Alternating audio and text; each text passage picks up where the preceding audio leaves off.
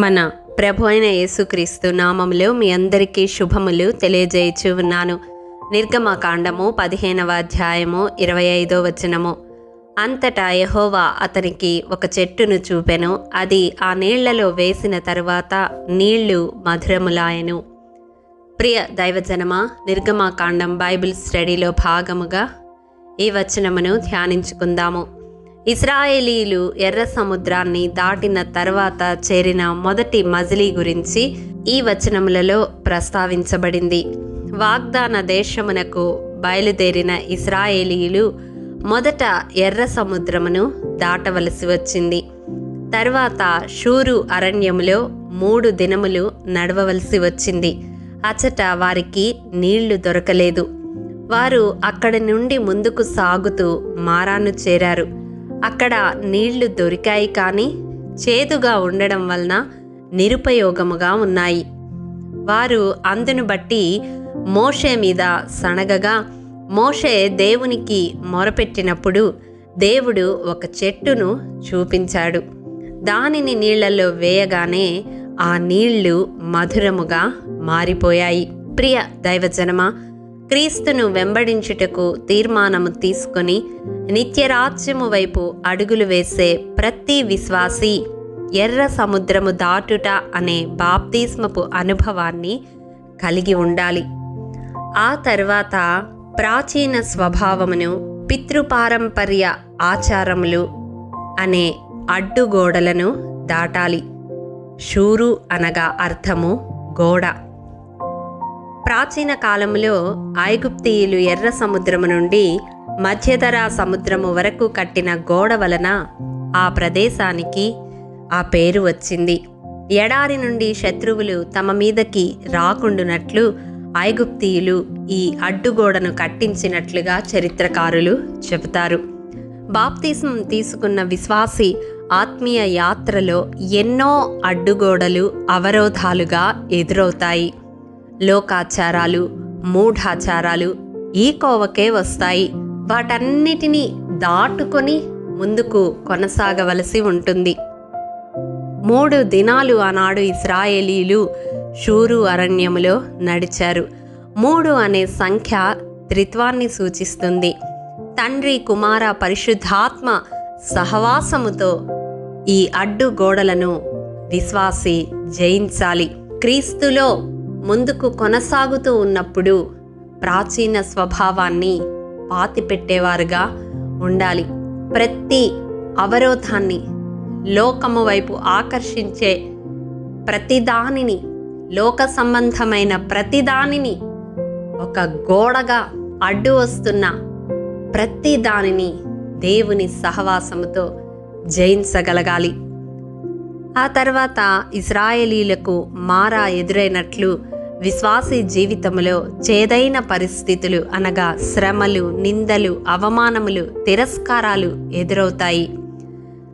ఆనాడు మోషే చెట్టు నీటిలో వేయగానే నీళ్లు మధురములైనట్లు, లేత మొక్కవలే, ఎండిన భూమిలో మొలిచిన మొక్కవలే ఉన్న ప్రభు అయిన యేసుక్రీస్తు శిలువ త్యాగాన్ని మనము తలపోసుకున్నప్పుడు, ఆయన శ్రమానుభవాన్ని జ్ఞాపకము చేసుకున్నప్పుడు, ఆయనతో మనము ఏకమై నిలిచి ఉన్నప్పుడు చేదైన స్థితిగతులన్నిటినీ ఆ ప్రభువు మధురముగా మార్చివేయగలడు. అవును ప్రియ దైవజనమా, నీలో క్రీస్తు, క్రీస్తులో నీవు నిలిచి ఉంటే మారా అనుభవము మధురముగా మార్చబడుతుంది. ఈ వాక్యము వింటున్న ప్రియ సహోదరుడా, సహోదరి, నీ ఆత్మీయ యాత్రలో నీవు ముందుకు కొనసాగాలని ఆశపడుతూ ఉన్నావు, కానీ బాప్తిస్మం తీసుకొనడాన్ని నిర్లక్ష్యం చేస్తూ ఉన్నావు కదూ.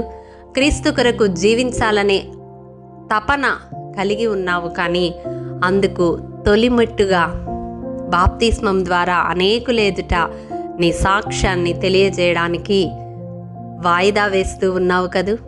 అయితే దేవుడు నీతోనే మాట్లాడుతూ ఉన్నాడు.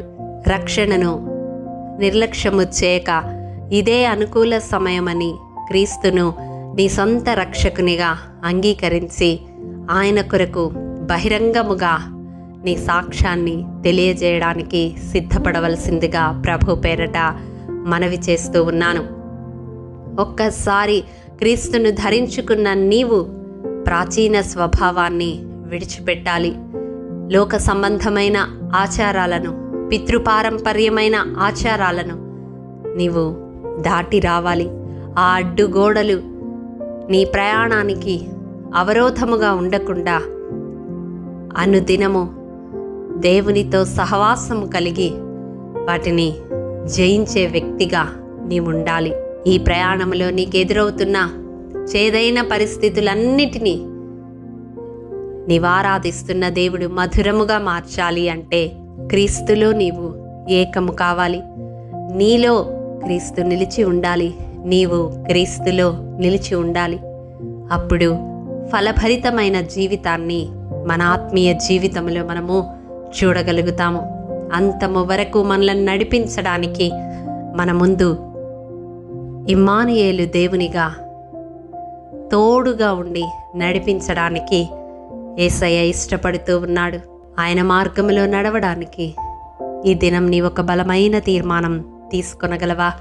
నీకెదురవుతున్న విపత్కర పరిస్థితులను బట్టి, విరోధమైన పరిస్థితులను బట్టి, శ్రమలను బట్టి, నిందలను బట్టి, అవమానములను బట్టి వెనుకడుగు వేయకుండా క్రీస్తులో నిలిచి ఆ చేదైన పరిస్థితులను మధురముగా మార్చుకుని ముందుకు ఆత్మీయ యాత్రలో కొనసాగగలవా?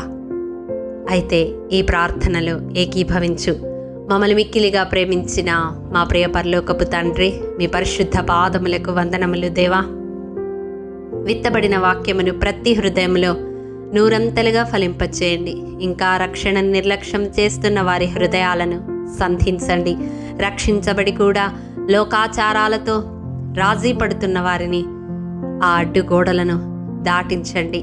నిన్ను వెంబడిస్తున్నందుకు ఎదురవుతున్న చేదైన పరిస్థితులతో కలవరము చెందుతున్న ప్రతి ఒక్కరిని నీలో నిలిచి ఉండే భాగ్యాన్ని దయచేసి మీరు వారిలో నిలిచి ఉండి ఆ పరిస్థితులన్నిటినీ మధురముగా మార్చి ఆత్మీయ యాత్రలో మమ్మల్ని ముందుకు కొనసాగింపచేయమని యేసు అతి పరిశుద్ధ నామం పేరట అడిగి పొందుకొని నాము తండ్రి, ఆమెన్. ప్రియ దైవజనమా, అనుదినము షారోన్ మన్నా ద్వారా అడగబడుచున్న బైబిల్ క్విజ్ ప్రశ్నలకు సమాధానములు ప్రతి నెల మొదటి వారము కామెంట్ బాక్స్లో పోస్ట్ చేయబడతాయి. కాబట్టి గమనించి మీకు తెలియని ప్రశ్నలకు సమాధానములు తెలుసుకొనగలరని ప్రభు పేరట మనవి చేయుచూ ఉన్నాము. ప్రియ దైవజనమా, ఈ దినం బైబిల్ క్విజ్ ప్రశ్న: మాటి మాటికి ఎవరి ఇంటికి వెళ్ళకూడదు? ప్రియ దైవజనమా, ఈ దినము జన్మదినము, వివాహ దినము జరుపుకుంటున్న వారికి షారోన్ గ్రూప్ తరపున హృదయపూర్వక శుభాకాంక్షలు తెలియజేయుచూ ఉన్నాము. దేవుడు శ్రేయస్కరమైన ఆశీర్వాదములతో ఈ సంవత్సరాది నుండి సంవత్సరాంతము వరకు మిమ్ములను నింపాలని ప్రార్థిస్తూ ఉన్నాము. ఆమేన్.